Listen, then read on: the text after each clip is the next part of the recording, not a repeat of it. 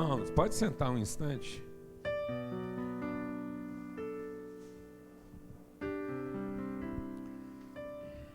Ontem eu estava conversando com um irmão muito querido da área da adoração, do louvor. A gente teve um encontro na celebração de um casamento, o Guilherme, e eles têm um ministério na área de música, de arte. A gente estava conversando um pouco sobre arte. E eles têm um grupo chamado Obra Prima. Então ontem foi um tempo assim, muito especial lá na celebração. E eu creio que a gente precisa ressignificar na nossa vida o que representa esse tempo de adoração, né? E o que isso representa em termos de a gente ter a nossa alma purificada e lavada, porque é o resgate, né, da nossa conexão, é uma cura. A arte na nossa vida, ela tem um papel de cura, de terapêutico. E às vezes a gente não entende isso, né? E a gente às vezes é meio papagaio de pirata. A gente repete as coisas sem meditar e sem refletir sobre elas. O livro dos Salmos é exatamente um livro do meio, né? Ele é um livro assim na reflexão bíblica, dos ensinamentos bíblicos, ele é aquilo que ele está lá entre os livros da sabedoria, lá do conhecimento. Então nós temos Salmos, Provérbios, Eclesiastes, que tudo arremete exatamente para esse aspecto da arte, com quanto reflexão. Na verdade, Deus se apresentou para nós cantor, né? Então, declamador. Tudo que Deus criou, Ele criou declamando, verbalizando. Então, se o judeu tivesse que desenhar Deus, ele desenharia uma boca. Então, uma boca, em tese, seria, por definição, a melhor definição de Deus. Uma boca que fala, uma boca que canta, uma boca que declama, que proclama. Por isso que Paulo diz que a melhor tradução da fé é "cri, por isso falei". Então o falar, o declamar, o declarar, né, é uma tradução artística de Deus. É como a alma se expressa. Então, por isso que Deus, Ele tendo proposto fazer o homem, Ele decidiu fazer e Ele então criou. Então Deus se propôs a fazer, façamos, e tendo se proposto a fazer, Ele criou. Então o homem foi criado à imagem, conforme a semelhança de Deus. Então nós fomos criados. Então você já foi criado, segundo aquilo que Deus disse que faria. Deus disse: vou fazer você. Então ouça aqui agora. Deus disse: eu vou fazer você. E tendo dito que Ele faria você, Ele criou você. E agora Ele está formando você. Então eu sou um processo de formação entre o que Deus disse que faria e o que já está criado. Por isso Ele é o meu alfa e o meu ômega. Ele é o meu princípio e meu fim. Amém? Glória a Deus. Então essa criança é um processo de formação daquilo que já está feito e, portanto, criado. Glória a Deus. E o que está entre o que Deus disse que faria e o que já está criado vai sendo formado a partir daquilo que se fala, que é a nossa alma. Por isso que quando Deus disse que está feito, está criado, Ele foi lá e soprou nas nossas narinas o fôlego da vida, e isso gerou a nossa alma. Então, a alma humana, que é o elemento de conexão, a alma está sendo formada segundo aquilo que Deus disse que faria e segundo aquilo que já está criado. Amém? E a alma é formada por aquilo que se diz, que se declara. Por isso que nós vamos nos apresentar diante de Deus segundo aquilo que se fala. O homem não vai dar contas daquilo que ele fez. O homem vai dar contas daquilo que ele disse. Como nós fomos traduzindo em fala a pessoa que nós somos. Amém? Que é a nossa alma. Por isso que a palavra de Deus diz que a boca fala do que está cheio o coração. Então, para que o meu coração seja cheio, eu preciso falar para a minha alma, para que quando a minha alma falar, ela fale segundo a pessoa que eu sou, e eu paro de falar segundo a pessoa que eu gostaria de ser. Amém? Então a arte tem que traduzir minhas convicções e não minhas distrações. E hoje a arte traduz a nossa forma de se distrair e não a nossa forma de se orientar.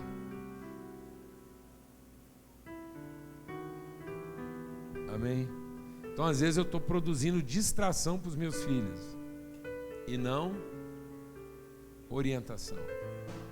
Então a nossa arte deveria nos orientar e não nos distrair. E muitas vezes a gente está se distraindo no louvor em vez de se orientar na adoração. Amém? Então nós precisamos cantar e falar e declarar e pronunciar aquilo que a nossa fé conhece. Para que ao declarar isso com arte, nossa alma seja orientada e não distraída. Amém? Então, nosso tempo de adoração aqui não é um momento de distração, de eu cantar o que eu gosto. É um momento de orientação, para que a nossa alma produza uma arte que oriente e não um entretenimento. E às vezes a gente obriga os líderes de louvor a nos entreter. Vocês sabem muito bem do que eu estou falando. Tanto que tem gente que tem a capacidade de falar: eu gostei do louvor hoje. Eu não estou interessado em que você tenha gostado. Amém? Às vezes era preferível você não ter gostado, era sinal que você estava sendo orientado. Amém? Glória a Deus. Para que a nossa arte seja o tempo oportuno de orientação e não o tempo inoportuno de distração. Glória a Deus. Uma arte que nos oriente. Porque aí você vai ouvir um canto e a voz do canto, a luz do canto, a luz da poesia, da arte, a sua vida é novamente o quê? Orientada.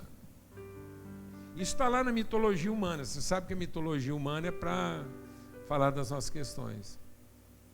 Tanto que uma sereia, quando queria afundar um barco, o que ela fazia? Cantava. Tem muita gente hoje escutando o canto da sereia. E às vezes a sereia é travestida de barba, né? De músculo, não é? Não é? Às vezes a sereia não é tão bela quanto uma sereia deveria ser, não é?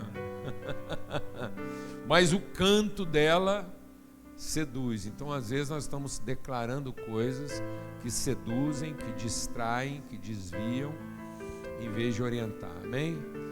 Então, vamos insistir nesse tempo nosso de adoração aqui, enquanto a gente está preparando o nosso coração para aquilo que Deus quer orientar. E não como se fosse um tempo de distração enquanto a gente espera outra coisa. Amém? Eu às vezes vou participar de cultos, de reuniões, eu fico vendo assim que parece que é uma coisa assim que fica lá distraindo o povo, vendo se o povo engata, esquenta. Não é? Você já sentiu isso, Michel? Parece que eles querem usar o pessoal do louvor para esquentar. Vamos esquentar aí, para ver se melhora para a palavra. Vamos Vamos ver se a gente esquenta o povo. E esse tempo de adoração não é para esquentar ninguém, é para que a arte, a música, a poesia, a fala vá nos orientando, porque tudo que Deus criou, Ele criou falando. Então é como se Deus tivesse feito cada um de nós um poeta, um artista, um compositor, que da sua boca saia arte, que a sua boca fale daquilo que está cheio o seu coração, e que o seu coração esteja cheio de verdade, para que quando você abrir a sua boca, você possa dizer: crie. Por isso cantei, por isso declamei, por isso iluminei, por isso brilhei. A gente compartilhou semana passada que todos aqui possam brilhar de forma irresistível, amém? Que o seu canto possa trazer orientação, que a sua arte possa trazer direção, em nome de Jesus. Vamos lá? Meu irmão, chega aqui.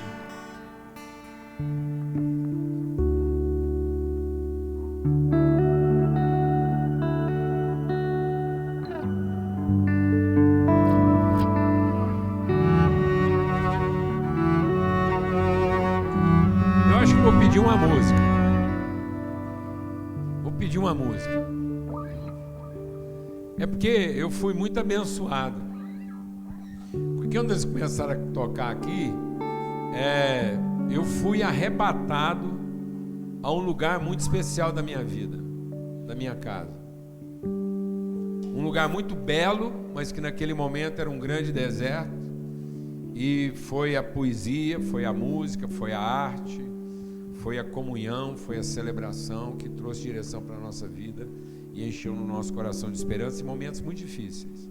Inclusive na área da saúde, lá com a Lana, a gestação da Bebel. E eu vou pedir que o rabecão aqui, o violino, que lá na onde eu morei, na Escócia, eles falam assim que todo mundo pode tocar violino. Que lá o violino, ele é uma forma de você traduzir a arte. Você pode tocar ele do jeito que você quiser e vai sair a arte dele. Hã? Porque lá eles... tanto é que o violino lá tá tudo quanto é festa. É um instrumento lá que se esfregar sai música. Então ele é harmônico por natureza lá. Então por isso que ele está em tudo quanto é festa. Então vamos repetir aquela música que você introduziu assim, bem num ritmo lá... celta. Exatamente, tá bom? Foi bem céltico aqui, o povo até começou a bater palma. Se você quiser ficar em pé e falar batendo palmas, falar dançando, fale conforme Deus moveu o seu coração. Vamos lá? Ó.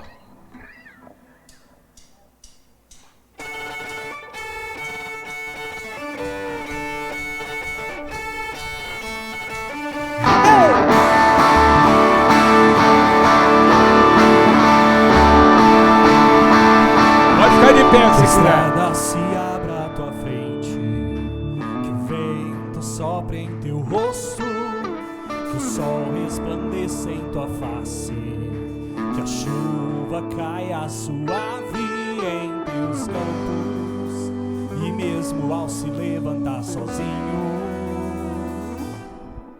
que Deus me envolva em seu amor e a paz encharque o coração e a fé. Nos vemos outra vez, que Deus me guarde em sua mão.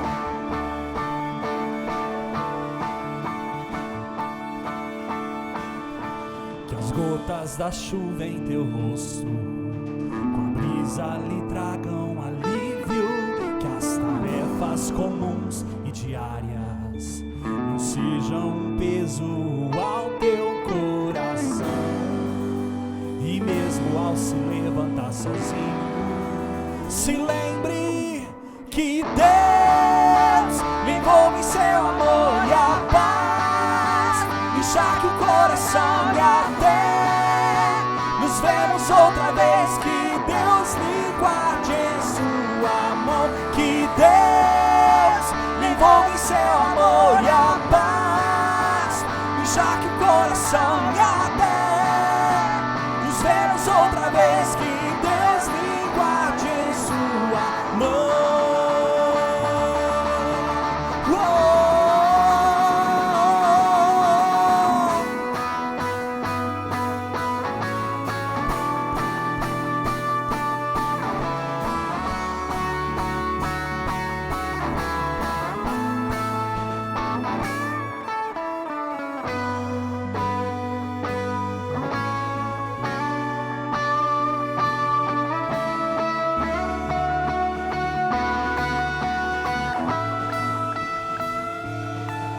Que Deus lhe envolva em seu amor e a paz me encharque o coração e até nos vemos outra vez. Que Deus me guarde em seu amor. Que Deus me envolva em seu amor e a paz me encharque o coração e até nos vemos outra vez. Que Deus me guarde em sua mão.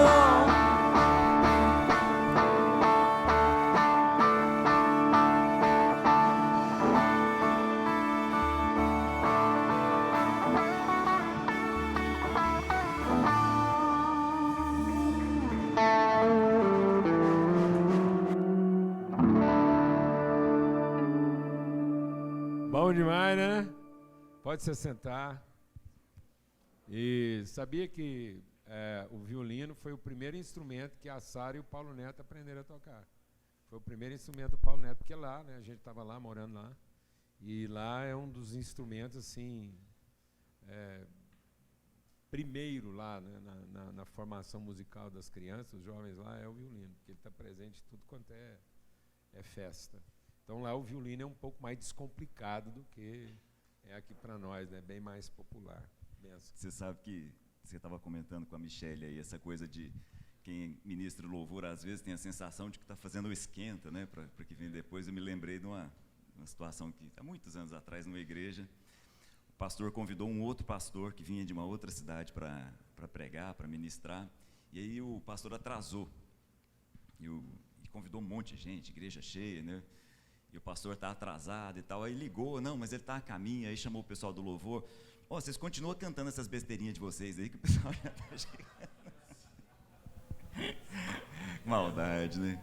Mas agora falando sério, essa questão da arte como orientação, enquanto você estava falando, eu me lembrei do Salmo 131, essa coisa da alma orientando a alma, né?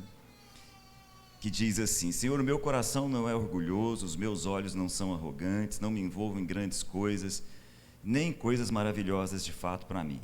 De fato, é uma poesia, né? Profundamente artístico. De fato, acalmei e tranquilizei a minha alma. Sou como uma criança recém-amamentada por sua mãe. Assim é minha alma para comigo. Então a gente vê o salmista conversando com ele mesmo e ele dizendo para a alma dele: olha, não esquece não, você é como uma criança recém-amamentada. Nós precisamos lembrar a nós mesmos de algumas coisas e a arte deve nos ajudar nesse sentido, né? Deve nos ajudar nesse caminho aí, né? E as pessoas não percebem que, às vezes, quando a gente fala de arte, a pessoa pensa que tem que ser um artista, né? Não, a arte é tudo aquilo que diz respeito à nossa alma. Então, Deus nos deu uma alma artística. Então, o homem está fazendo arte, ou de boa qualidade, ou de má qualidade, o tempo todo. Tanto é que você entende que não é preciso competência. Quantas vezes uma criança faz um rabisco com 2 linhas, e aquilo é a arte que vai emocionar os pais, que vai...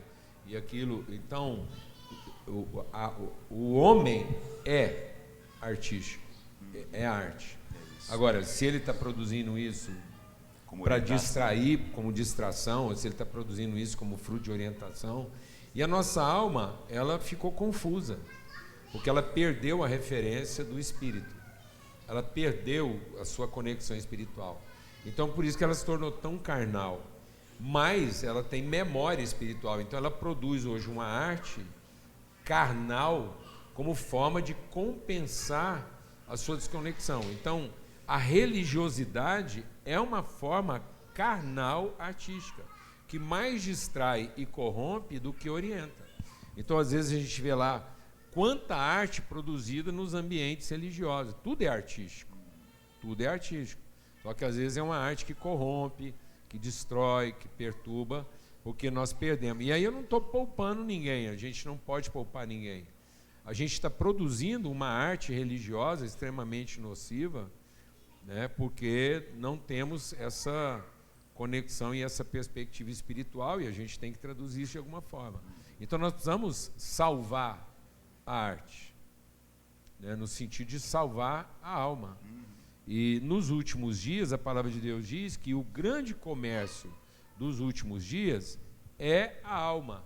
Que o último dragão, a última expressão anticristo, ele é um comerciante de almas. Então, às vezes, a gente está vendo o comércio de muita coisa, mas no fundo o que está sendo comercializado são as almas, nas suas formas mais artísticas. Então, hoje a arte, como sempre esteve, mas talvez hoje de forma muito mais explícita ainda, a arte está presente em tudo, né? Então você vê, e aí os meios de comunicação, então você vê um marginal fotografando uma arma apontada para um carro da polícia, ou seja, isso é arte. Há uma arte que produz uma transcendência. Exatamente. E há uma arte que produz uma imanência, né? Há uma arte que nos conecta com o eterno e uma que nos prende aqui, né? Todo ser humano é artista. Tanto é que uma das primeiras coisas que a gente fala de uma criança desobediente é que ele gosta de fazer o quê? Arte. A gente não chega a falar que ele é artista, mas fala que ele é arteiro. Uns têm mais habilidade, inclusive, né? Esse menino é arteiro, fazedor de arte. Bom, Daniel, você pode colocar a imagem que sobre o encontro de casais aí que a Débora pediu? Antes da gente começar aqui, antes que eu me esqueça, está aqui. Seguramente nós vamos ser lembrados mais algumas vezes a respeito desse encontro de casais com Paulo Júnior e Alana, falando a respeito de sexualidade, em Brasília, entre os dias 10 e 12 de março, agora próximo. Vai acontecer em Brasília, com uma série de coisas lá envolvendo um dia no barco, aquela coisa toda que a gente já viveu em outros momentos, você principalmente. Muito, né? Bom, muito bom. Enfim, as inscrições são com a Maísa, ela vai estar chegando aqui entre o primeiro e o segundo culto, entre a primeira e a segunda reunião. Aos interessados, já deixa lá seu nome, até porque não são muitas vagas, ok? Deixa na sua agenda aí, sugiro a todos os casais. R$ 2.600, all inclusive, né? Então, assim, você vai estar participando lá durante o retiro, muito legal, muito bom, e você vai se surpreender com Brasília como um lugar de encontro de casais, e assim, uma pegada bem romântica, bem interessante, e muito bom, posso te garantir. Muito bom. Bom, eu quero conversar com vocês aqui hoje, nós vamos conversar aqui hoje. Eu queria começar essa conversa em Mateus capítulo 6, se você puder deixar aberto aí. Jesus vai falar a respeito das chamadas obras de justiça, não são obras de injustiça. Mateus capítulo 6, deixa aí ligado ou aberto, se você preferir, do jeito que você achar melhor aí. Eu gostaria de compartilhar com vocês aqui algo muito meu mesmo, algo muito íntimo. Entre o Natal e o Ano Novo, eu fui surpreendido com duas notícias. Uma primeira notícia envolvendo questões empresariais e uma surpresa muito grande em relação ao tempo. Não daria tempo de ter que fazer o que tinha que ser feito. E na mesma semana recebi também uma notícia a respeito do diagnóstico de uma jovem, também falando a respeito do tempo, que o tempo que ela tem não é o tempo que nós imaginávamos que ela teria. E essas coisas mexeram muito comigo entre o Natal e o Ano Novo, de férias, lá em Florianópolis. Daqui a pouco o Renan vai estar aqui com a gente, né, compartilhando, estava lá, e com tempo para pensar a respeito da falta de tempo que algumas coisas colocam para a gente. E eu queria compartilhar com vocês o consolo que veio de Deus na minha vida durante essa semana em função dessas coisas, em função do que aconteceu, porque naquilo em que a gente é consolado, a gente consola. Então eu espero também consolar vocês com essa avaliação a respeito do tempo. Antes da gente ir para Mateus aí no capítulo 6, eu quero lembrar vocês algumas coisas que a gente se propõe a fazer quando a gente está aqui. Quando a gente está aqui nessa mesa, quando a gente está aqui adorando, quando a gente está aqui louvando, quando a gente está aqui cantando, quando a gente está aqui falando de avisos de um encontro de casais. Me marca muito aquele episódio em que Nicodemos procura Jesus para uma conversa, e eles começam aquela conversa que a gente conhece muito bem, uma conversa muito conhecida, em que Jesus diz para Nicodemos que ele deve nascer de novo. A expressão nascer de novo ali, corretamente traduzida como nascer de novo, tem uma outra possibilidade, que é nascer do alto. Então, quando Jesus diz para Nicodemos, Nicodemos, você precisa nascer de novo, há uma leitura, uma tradução equivalente que é, Nicodemos, você precisa nascer do alto. E ele fica naquele embate, né, mas o que é que você está querendo dizer? E Jesus diz para ele assim, Nicodemos, você é mestre em Israel. Como é que eu vou conversar com você a respeito das coisas celestiais, se a gente não está conseguindo conversar aqui a respeito das coisas que são terrenas? Então, Nicodemos, você que é mestre em Israel, queria te lembrar, Moisés um dia fez uma serpente. Essa serpente foi levantada na ponta de uma madeira, para que as pessoas olhassem para essa serpente, Nicodemos, e pudessem sair desse plano para um outro plano. É exatamente o que vai acontecer comigo, Nicodemos. Eu também vou ser levantado, semelhante àquela serpente, para que todo aquele que olhar para mim tenha vida que não esteja presa ao tempo, mas uma vida que é eterna. Dentro desse mesmo contexto, dentro da mesma linhagem, no mesmo capítulo, inclusive, Jesus começa a batizar algumas pessoas na mesma região em que João Batista está batizando. E o pessoal vai conversar com João Batista. João, como é que é isso? Jesus também está batizando. E aí João diz aquela frase que todo mundo deve conhecer, bem conhecida, não, é isso mesmo, convém que ele cresça, que eu diminua. E aí João Batista diz assim, porque aquele que veio dos céus, aquele que veio do alto, tem coisas para dizer e para ensinar que só ele que veio de lá pode. Quando nós nos reunimos aqui, uma das coisas que a gente procura fazer é exatamente essa reflexão. A reflexão a respeito das coisas que não passam. A reflexão a respeito do que é eterno. A reflexão a respeito das coisas que são do céu. E aí, como a gente já conversou aqui algumas vezes, é importante que a gente tenha em mente, o Novo Testamento fala muito a respeito dos dois universos, o céu e a terra. A terra não é simplesmente o planeta Terra, até porque no Novo Testamento não havia consciência de planeta Terra. A terra não é simplesmente o lugar onde as pessoas pisam. A terra no Novo Testamento é o universo visível. Assim como o céu no Novo Testamento, a expressão utilizada aqui por Jesus, né, ao falar das coisas celestiais, é uma expressão muito interessante. O original é epi-ouranos, é a junção de duas palavras. Ep é o que está acima, ouranos é céu, então é o que está acima do céu. Ourano é de onde vem Urano, o planeta. Epi é tudo aquilo que está acima. Por exemplo, epitáfio é o que está acima do túmulo. Epidemia, epi acima demos povo, é o que está acima do povo, uma doença que está acima de todo mundo, né? Epílogo ou epígrafe, o que está acima do texto. Epi-ouranos são as regiões celestiais, ou seja, aquilo que está acima do que os nossos olhos podem ver. Quando nós nos reunimos aqui, nós nos reunimos estando na terra para pensar a respeito das coisas que são do céu e são eternas. É sobre esse o nosso objetivo aqui muitas vezes. E aí, a partir da terra, raciocinar o céu, e a partir de quem está no céu, repensar a terra, né? Esse é um ponto fundamental. Nesse aspecto, eu queria fazer uma pergunta para vocês, e é o que nós vamos tratar aí em Mateus no capítulo 6. Será que há alguma coisa que nós podemos fazer na terra e que Deus do céu possa nos recompensar? Não responde não, só pensa comigo. Eu vou repetir.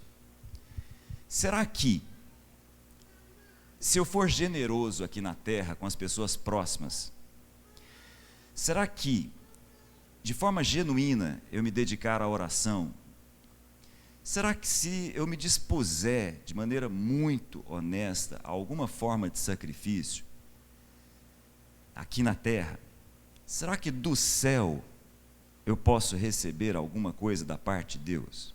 É o texto que nós vamos ler agora. Antes da gente ler esse texto, eu queria fazer uma provocação aqui mesmo, para mexer com a nossa cabeça.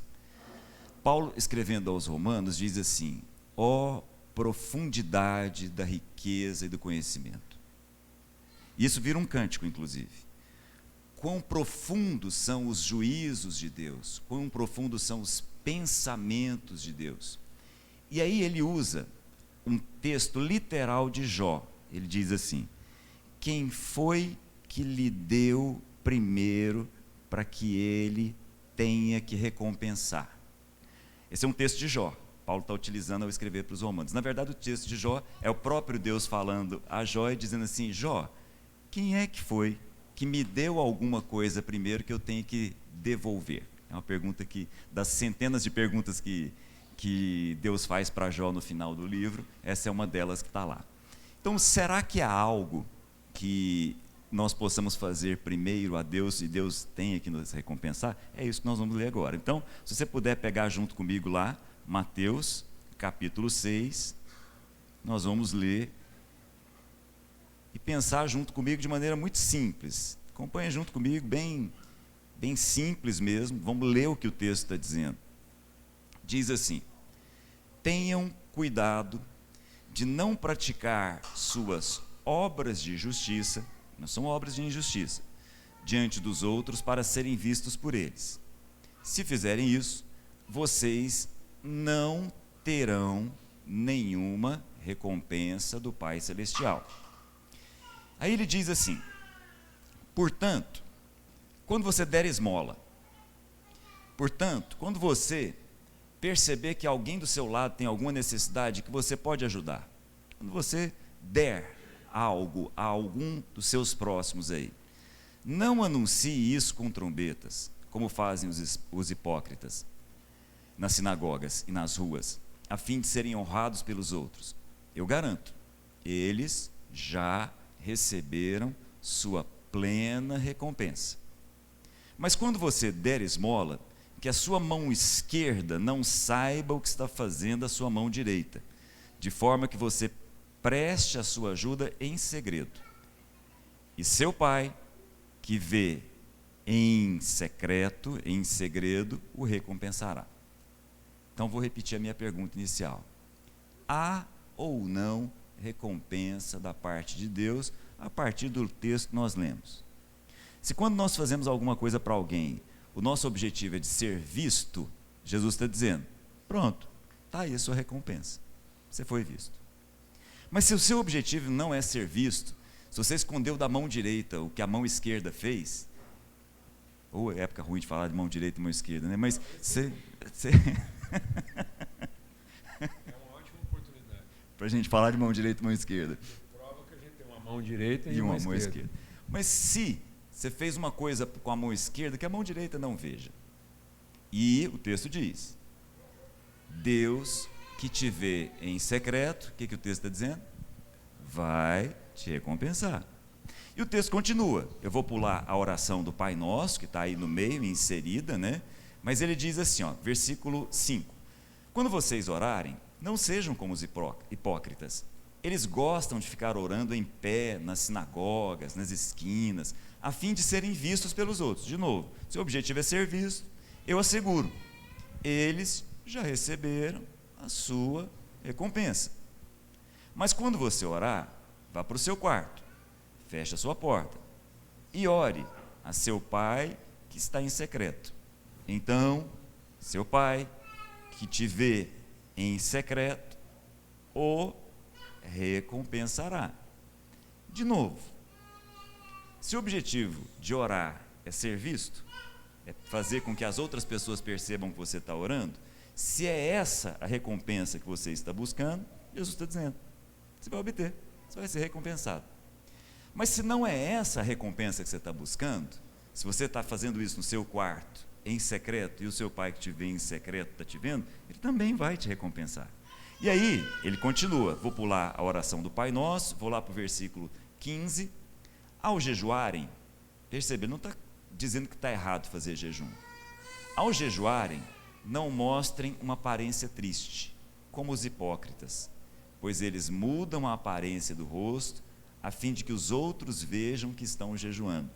Dizem os historiadores do primeiro século que os fariseus, que se propunham a fazer jejum 2 vezes por semana, enquanto a lei chamava o jejum 1 vez ao ano, os fariseus faziam jejum 2 vezes por semana, e faziam questão de mostrar que estavam fazendo jejum, inclusive do ponto de vista da maquiagem, para deixar claro: olha, estão vendo aqui? Estou em jejum. Muito bem, eu digo verdadeiramente que eles já receberam a sua recompensa. Se o objetivo era ser visto, se o objetivo era ser visto ao dar esmola, se o objetivo era ser visto ao orar, se o objetivo era ser visto ao jejuar, pronto, está aí a recompensa, você vai ser visto, você vai ser notado por isso. No entanto, digo o seguinte: eu, Jesus, ao jejuar, arrume o cabelo, lave o rosto, para que não pareça aos outros que você está jejuando, mas apenas ao seu Pai que vê em secreto. Pela 3ª vez, seu Pai que te vê em secreto o recompensará. Muito bem. Esse é um ponto muito significativo, né? Porque Paulo está dizendo: ora, quem é que deu primeiro a Deus que ele tenha que recompensar? Ninguém. É impossível oferecer alguma coisa a Deus que ele recompense. Mas ao mesmo tempo, Jesus está dizendo aqui que ao ser generoso, genuinamente generoso, aquele generoso que não está fazendo para que outro seja visto, vai ser recompensado. A pessoa que se dedica de maneira profunda, honesta, intensa, espiritual em oração, também Jesus está dizendo, há uma recompensa. E as pessoas que se dedicam ao sacrifício, representado pelo jejum aqui, ao sacrifício mais genuíno, também vai ser recompensado. É Jesus que está dizendo. Então, como é que é isso? Eu acho que nesse sentido, como uma vez você chamou a atenção para a palavra compromisso, né, em inglês, a língua inglesa nos ajuda, porque no grego e em inglês há uma separação entre as duas palavras aqui, e em português, infelizmente, ficou recompensa. Em inglês separou repay, ou seja, pagar de novo, com reward, ou seja, gratificar. Não há nada que eu possa oferecer a Deus que Deus tenha que me pagar de volta. Eu não tenho como descompensar a minha relação com Deus de forma que Deus vai lá e compensa essa relação. Mas há coisas que nós fazemos, que Deus está dizendo através de Jesus, que podem ser gratificadas. Entre elas, está lá a generosidade, a oração, o jejum. E aí eu queria terminar na continuação do texto, para falar de que tipo de recompensa Jesus está dizendo. Ele diz assim, na continuação do texto, versículo 19: não acumulem para vocês tesouros na terra. Então Jesus vai falar a respeito de tesouros no céu. Não acumulem para vocês tesouros aonde o tempo pode consumir, aonde a traça e a ferrugem corroem. O efeito do tempo. Não acumulem para vocês tesouros aonde um simples ladrão pode arrombar e levar, mas acumulem para vocês tesouros no céu, onde não há o efeito do tempo e não há a possibilidade de ladrões. Ladrões não arrombam nem furtam. E por que vocês devem fazer isso? Por uma razão muito simples. Porque o seu tesouro é exatamente o lugar onde o seu coração está. Seu coração está onde os seus tesouros estão. Se os teus tesouros estão aqui na terra, se você está preso ao que é da terra, você e o seu coração estão aqui da terra. Se você aprende a guardar tesouros e a guardar aquilo que Deus te dá no céu, é exatamente lá onde o seu coração também vai estar. Isso me chama muita atenção, terminando de onde eu comecei, porque é muito interessante pensar que é possível da terra guardar tesouros no céu. É possível a nós que estamos aqui agora na terra guardar tesouros aonde o tempo não passa. E eu acho que essas coisas ficam muito claras exatamente quando a gente percebe que não tem mais tempo. Num leito de morte, quando a pessoa pensa, bom, eu tenho aqui algumas horas de vida, ou tenho um dia de vida, ou eu tenho alguns meses de vida, que tipo de tesouro será que a pessoa vai querer tem um vídeo do Cortella que circula aí, muito legal, você já deve ter visto, né, que ele diz assim, de maneira intensa, daquele jeito dele. Aliás, ele parece muito com você. Eu encontrei com o Cortella uma vez num restaurante em São Paulo, ele estava lá com uma bengala parecida com a sua, inclusive. Falei, essa voz eu conheço. Falei para ele, claro, estou na CBM o tempo inteiro, e começamos uma conversa muito simpática, muito agradável. Mas ele diz assim, num leito de morte, quando é que uma pessoa que está percebendo o fim da vida agarra nas mãos do enfermeiro, do médico que está ali, e fala assim, doutor, dá um jeito, me arruma mais uma hora de vida, porque eu quero maltratar mais alguém. Doutor, me dá mais um dia de vida, que eu quero fazer mais maldade, eu quero humilhar mais alguém, eu quero brigar com mais alguém, né? Quando que alguém vai falar um negócio desse, né? Ele diz assim, e ele fala para os profissionais da área de saúde, ele fala assim, quem é da área de saúde sabe, a pessoa gruda na mão e diz assim, puxa, como eu queria ter mais um dia de vida para voltar a conversar com meu irmão, que eu não converso há 10 anos, porque a gente brigou e não conversa mais. São essas coisas que as pessoas, quando estão próximas da morte, começam a pensar. Puxa, queria mais um dia para brincar com os meus filhos, porque eu achei que não tinha tempo para brincar com eles. Eu queria mais uma hora para dizer para minha esposa que eu a amo. Porque eu devia ter dito mais vezes, mas eu achei que se eu falasse demais, ela ia ficar mal acostumada. Mas, enfim, no leito de morte, nós começamos a perceber que é possível da terra guardar tesouros no céu. E a gente tem que lembrar que o nosso Pai está no céu. Nosso Deus é Espírito. Ele nos abençoa, nos gratifica, em especial com o que é espiritual. E eu queria terminar fazendo essa pergunta para vocês, que é a pergunta que eu estou fazendo para mim mesmo. Se o próprio Deus aparecesse para nós aqui e falasse assim, Cláudio, Paulo Júnior, vou te dar um presente, vou te dar um tesouro. Você escolhe, pode ser aqui na terra ou pode ser lá no céu. E agora? Cláudio, e aí? Que presente que você quer? Que coisa valiosa eu posso te dar? Posso te dar uma casa. Posso te dar uma viagem pelo mundo. Posso te dar um tesouro, porque essas coisas têm valor aqui na terra. Mas eu também posso te dar alguma coisa para a eternidade. E aí, gente, eu não estou falando de vida eterna. Estou partindo do pressuposto que nós, que temos vida eterna, buscamos coisas que são eternas. Não é da vida eterna que eu estou falando. É outra coisa. Estou falando de coisas, de valores que são eternos. É esse o ponto. Do que é que nós falaríamos com Deus? Essa é uma pergunta importante, né? Essencial. Eu até quero fazer uma coisa, Cláudio. Eu vou ler o texto que Deus colocou no meu coração para repartir aqui hoje, para testificar para todo mundo que o Espírito é o mesmo e para onde que Ele quer nos conduzir. Lá em 1 Tessalonicenses, capítulo 5, e aí ele está falando exatamente a respeito dos tempos e das estações da vida, e ele está dizendo, vocês irmãos que já não estão em trevas. Versículo 1? Não, eu estou no capítulo 5 e estou falando aqui do versículo 4. Ele está falando exatamente de como a gente percebe o eterno. E ele diz, olha, vocês têm que perceber o eterno como alguém que já não está em trevas. Amém. Amém? Então é isso que ele estava falando para Nicodemos.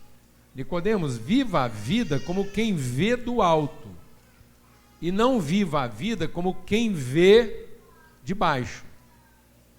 Viva a vida como quem pode descer, mas não viva a vida como quem quer subir. Então o grande mal da humanidade hoje é que nós lidamos com uma população emergente. Todo mundo está querendo subir na vida. Sendo que o grande segredo da nossa vida era formar pessoas que queiram descer na vida. Quem está querendo subir na vida é lago. Quem está querendo descer na vida é rio. E Deus não é lago, é rio. Quem está querendo ser lago é o capeta. Quem quis subir na vida foi Lúcifer. Quem quis descer na vida foi Cristo. Amém, irmão? Então você está formando um filho para ele subir na vida, pensando como quem está de baixo e quer subir, ou você está formando um filho como quem vem do alto e quer descer? Forte isso. Muda tudo. Então nós estamos formando um povo emergente, que está encontrando no dinheiro uma forma de quê? Subir na vida. E não está encontrando no dinheiro uma forma de descer na vida.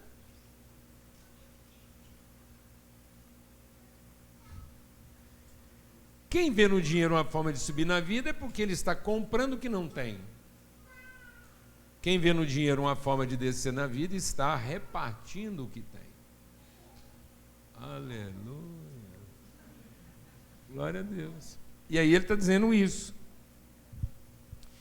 E ele diz, então, nós somos do dia, verso 8. Sejamos sóbrios. Então, que haja uma sobriedade, um equilíbrio, uma sabedoria em lidar com a vida. O povo hoje está desorientado, mano. Desorientado. Cheio de ansiedade. E ele diz assim, vestindo da couraça da fé e do amor e tendo o capacete da esperança. E ele já repetiu isso lá aos Efésios. Porque Deus não nos destinou para a ira, mas para a aquisição da salvação por nosso Senhor Jesus Cristo. E aí ele vai falando, eu quero adiantar aqui. E ele diz assim, ó, concluindo aqui, vejam que ninguém, verso 15, retribua ao outro mal por mal.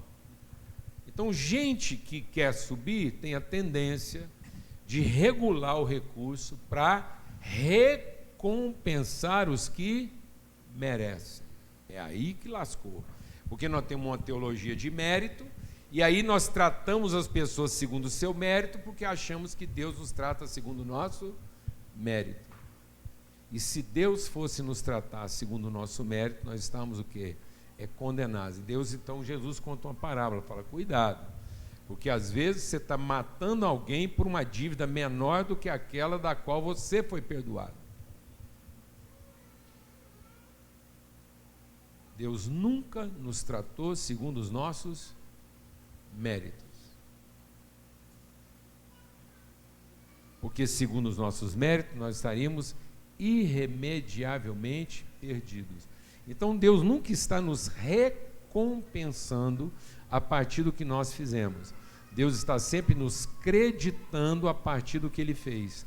Então, Ele está gratificando a partir do que Ele fez. Então, nós que somos filhos, somos herdeiros. Então, nós não somos merecedores como servos, nós somos herdeiros como filhos. E todo filho mais velho tinha a responsabilidade de guardar a herança no propósito do filho mais novo. Então, todo mundo que vai alcançando maturidade, a maturidade é a forma de conhecimento do que você tem, do que Deus já te deu, para que você seja guardador do que Deus já te deu, no propósito de quem ainda não tem esse entendimento. Então, todo filho mais velho está descendo em favor dos filhos mais novos. Aleluia. Então eu não sou um cobrador do desempenho dos outros, porque eu não estou sendo recompensado de acordo com o meu desempenho. Eu sou um guardador da herança dos outros. Amém. Aleluia. Para que eu possa criar os meus filhos na certeza do que eles já têm e não na cobiça do que eles ainda não têm. Glória a Deus, amados. Aleluia. Por isso ele diz, não paguem ninguém mal por mal, mas sigam sempre o bem, tanto uns para com os outros, como para todos. Regozijai-vos sempre, orai sem cessar. Em tudo dai graças, porque essa é a vontade de Deus em Cristo Jesus para convosco. Então o coração grato, que ora sempre, está sempre alegre, porque isso não apaga o espírito. Não apagueis o espírito, nem desprezeis as profecias. Examinai tudo e retende, guarde o bem. Eu queria ler esse texto, porque está bem no contexto que você está compartilhando, lembrando do que Jesus diz na sequência de Mateus 6. Na sequência do que você leu aqui com Mateus 6, ele diz assim: porque onde estiver o seu tesouro, aí estará o seu coração. A lâmpada do corpo são os olhos, de sorte que se os seus olhos forem bons, todo o seu corpo será luminoso. Porque os olhos são a janela da alma. Ninguém pode servir a dois senhores, porque há de odiar um e amar o outro, se dedicar a um e desprezar o outro. Não podem servir a Deus e ao dinheiro. Nós não servimos ao dinheiro. O dinheiro serve ao propósito de Deus na nossa vida. O dinheiro é uma das melhores ferramentas que nós temos para mostrar de que maneira nós guardamos o nosso tesouro no céu.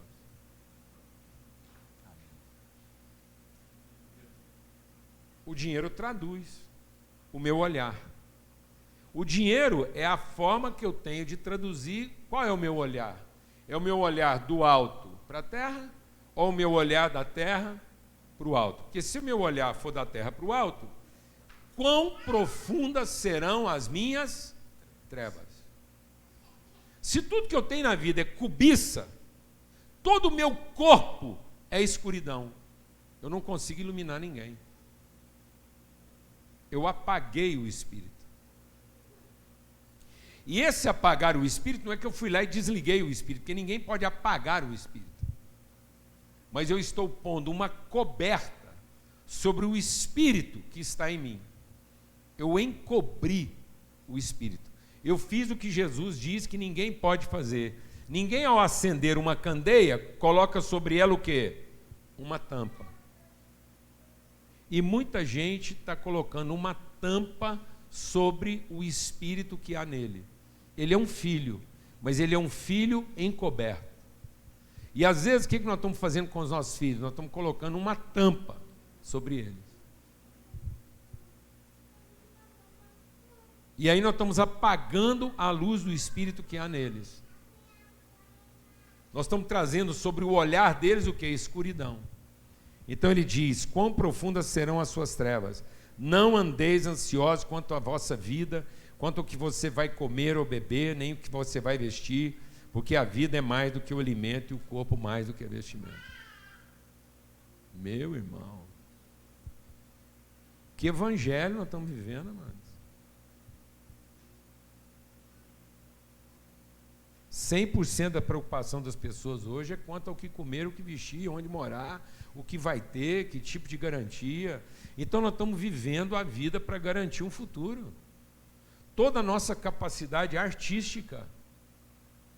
Nós estamos cantando o canto da sereia, nós estamos cantando para seduzir as pessoas, para que elas se sintam devedoras a nós de alguma coisa.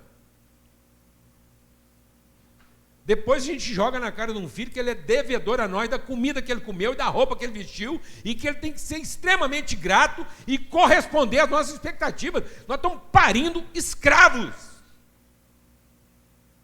da nossa escuridão, da escuridão em que a nossa alma vive, porque o Espírito está debaixo de uma panela. E como é que a gente encobriu o Espírito? Primeiro com iniquidade. O que encobre o Espírito? Iniquidade. Direito. O direito de merecer, o direito de ser reconhecido, o direito de garantir, o direito de possuir, o direito de subir. Quem quis subir foi o diabo. Que haja entre nós o mesmo Espírito que houve em Cristo, que sendo do alto quis descer. Quem é do alto desce, quem é do abismo quer subir. Então, se você anda fazendo de tudo na vida para subir, é o capeta que vai orientar a sua vida. É o capeta que vai orientar seu culto, é o capeta que vai orientar sua liturgia, é o capeta que vai dizer: quanto mais você cantar, mais você vai ter, quanto mais você rezar, mais você vai ter. Isso é ensino de demônio. Quanto mais você tiver, mais generoso você vai ser. Quanto mais você quiser, mais mesquinho você vai ser. Então, não confunda petição com oração. Tem gente que está pedindo sempre, e a Bíblia não orienta a gente a pedir sempre. A Bíblia orienta a gente a orar sempre. Mas tem gente que é um pedinte, é um mendigo 24 horas por dia. Porque toda hora que ele está com Deus, ele está fazendo o quê? Pedindo. E são formas sedutoras de pedir. São malabares. Malabares de sinaleiro. Vendendo arte para ter o que comer. E a gente acha que vai impressionar Deus com os nossos dons artísticos, qualquer que seja a arte, para que ele se sinta na obrigação de pagar a nossa subsistência. Isso não é oração, amados. Isso é petição. E a petição nós reservamos para Deus. Mas desde o dia que eu conheci o Pai, eu parei de pedir. E passei a orar. Amém? Desde que você conhece o Pai, você para de pedir para Deus e começa a conversar com o Pai. Porque aí você sabe que com o Pai você não precisa pedir, você só precisa conversar. Glória a Deus. Então a oração é para você conversar com o Pai. Então você ora sempre. O Paulo fala assim, qual que é o seu momento de oração? Fala 24 horas por dia. Porque 24 horas por dia eu quero conversar com quem? Com o Pai. Ah, que isso? Eu posso contar um testemunho aqui ontem, porque ontem aconteceu uma coisa surreal. Eu estava conversando com um irmão a respeito de revelação. Como que a gente precisa viver com o Pai num clima de revelação. E isso vale para qualquer momento da sua vida. Amém? Não tem hora. Glória a Deus. Glória a Deus. Amém? Só que nós estamos tendo essa conversa lá no restaurante Aquários. Sábado. Banda, pau, tocando. Fomos sentar exatamente perto da brinquedoteca, agito, menino passando por cima, ambiente totalmente espiritual. Entendeu? Uma travessinha de torresmo de pururuca, e ao lado do torresmo de pururuca, uma travessa. Eu estava introduzindo o meu genro, Renan, aos mistérios do disco, que lá em Minas Gerais chama Maia. Lá é Maia, porque aquilo lembra um disquinho de bocha. E o disco de bocha chama Maia, então em Minas é Maia que é disco. Ele não conhecia o disco. E aí nós estávamos ali, aquele ambiente totalmente espiritual, a banda tocando. Eu chamei o garçom, vou te dar um testemunho. Chamei o garçom, falei assim, me arrumou uma caneta?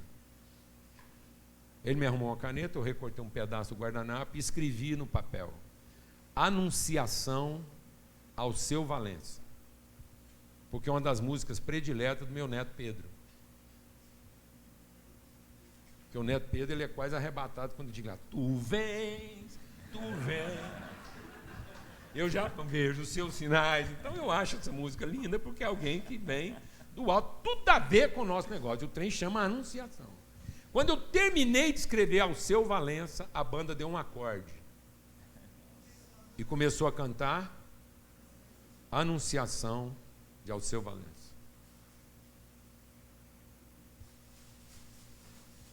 Eu chamei o garçom, mostrei para ele o bilhete. Eu falei, obrigado pela caneta, o bilhete está escrito, mas não vai precisar de se levar porque eles estão tocando. Ele falou assim, pedir música por telepatia aqui nesse restaurante eu nunca vi. Devia ser assim sempre. Né? Devia ser assim? Sempre. Orai sem cessar. Porque aquele papel escrito tinha outra finalidade. A finalidade daquele papel escrito não era pedir música para a banda, é dar um testemunho para o pai do Pedro. Que nós não somos aqueles que estão à procura do que nós não temos. Nós somos os gestores e os guardadores daquilo que já nos foi dado. Glória a Deus, amados. E aí nós temos uma dificuldade com o termo guardar.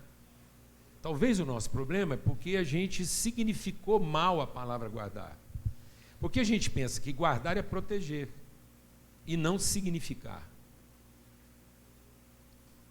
O diabo corrompeu na nossa vida o sentido da salvação.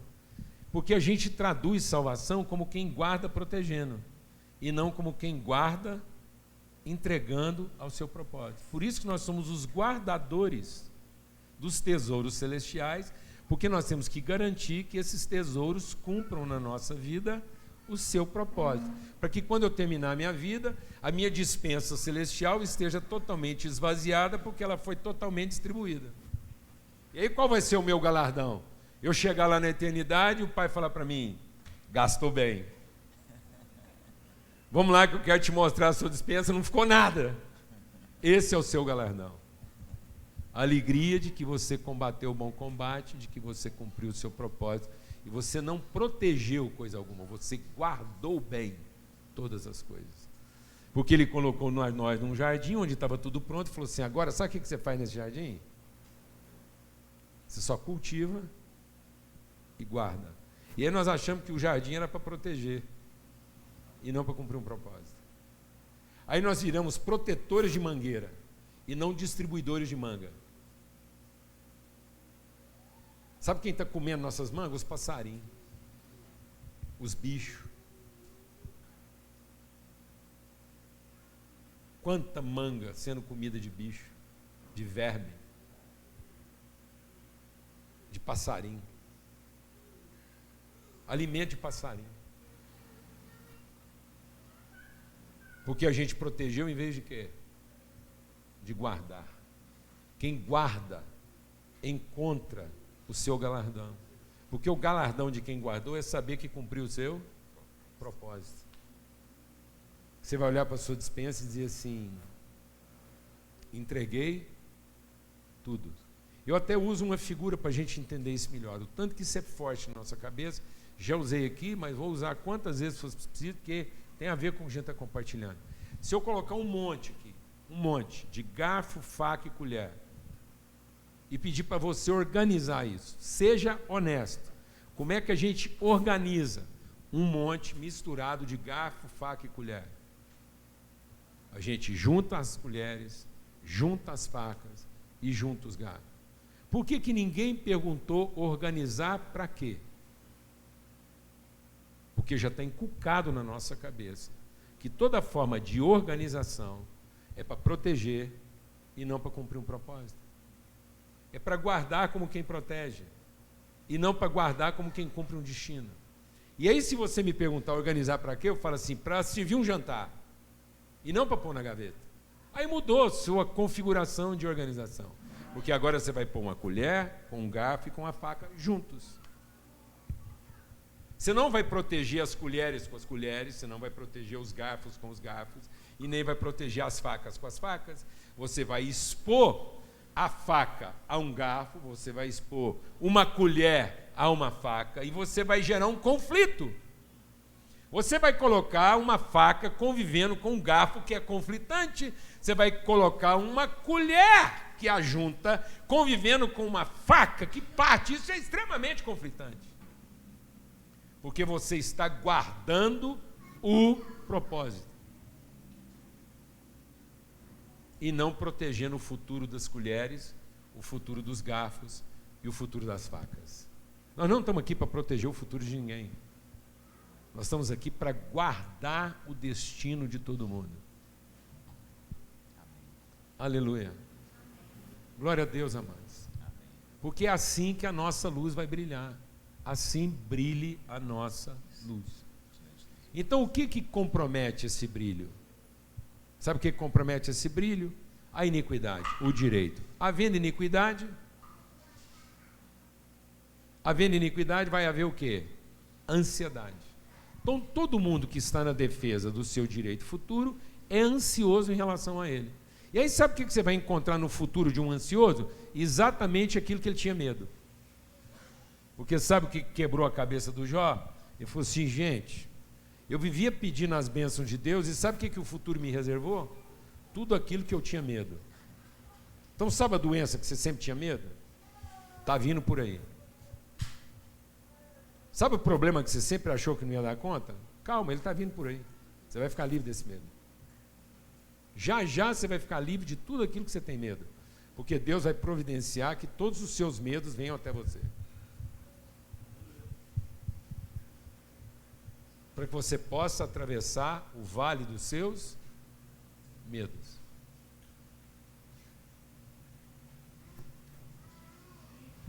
Aleluia, irmão. Glória a Deus. E possa acessar o seu tesouro nos céus, eterno, para você guardar isso. Amém? O Jó atravessou, ficou livre dos seus medos, foi funcionar como nunca tinha funcionado antes. Guardador das coisas eternas, conhecedor do Pai. Agora meus olhos te veem. Por isso que eu não posso concluir aqui, em cima do que você está repartindo, que é tão tremendo, o seguinte: quando Jesus fala com Nicodemos e fala assim: Nicodemos, sabe como a serpente foi levantada? Assim o Filho do Homem será levantado. E a gente imagina que Deus vai nos salvar através de tudo, menos de uma serpente levantada. Por que que Deus usou como símbolo de Cristo aquilo que nos feriu? Sabe por quê? Porque Jesus levanta na cruz tudo aquilo que nos envergonha e atemoriza. Jesus não veio para esconder nossos medos e nem para nos proteger deles. Jesus veio para expor nossos medos e nos expor a eles.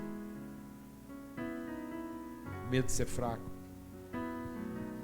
o medo de ficar pelado na frente dos outros, o medo de ser confundido com outra coisa, o medo de ser mal entendido por quem você mais ama, o medo de ser abandonado por quem você mais precisa. Então, quando Jesus foi levantado na cruz, ele não parecia um salvador, ele parecia uma serpente. Não vimos nele beleza que nos agradasse, porque ele estava nos expondo, mas ele estava dizendo: sabe, os seus medos estão aqui todos expostos e todos vencidos. A serpente foi levantada e crucificada, e tudo aquilo que te amaldiçoava foi removido.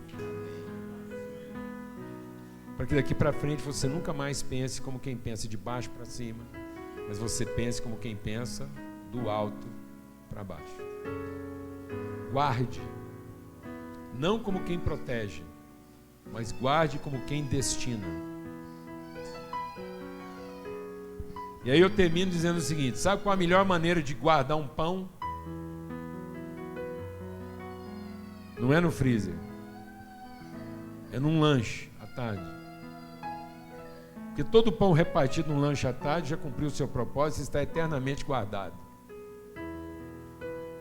Estou para fazer 66 anos de idade e vocês estão diante aqui de um leite guardado há 66 anos. Até hoje tem sinais do leite que eu mamei assim que eu nasci. Vocês estão diante aqui de toda a couve que eu fui obrigado a comer por causa da minha anemia.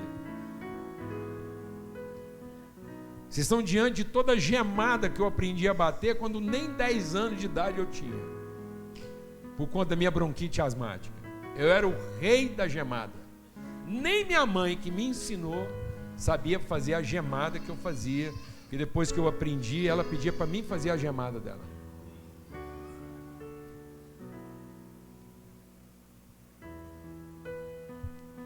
Agora, se eu tivesse tentado guardar o ovo,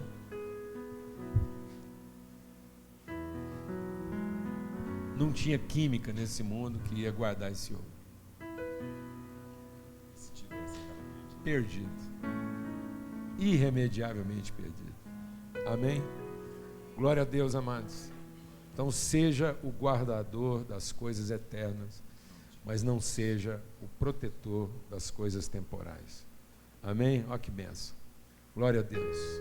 Que o amor do Pai, a graça bendita do Filho, a comunhão do Espírito Santo, a luz do Evangelho brilhe em nós e através de nós hoje e sempre. Amém Amém, graças a Deus. Não sai com pressa, não vamos ser ministrados aqui, assim, em paz. Que essa palavra desça ao profundo do nosso coração. Amém? Glória a Deus.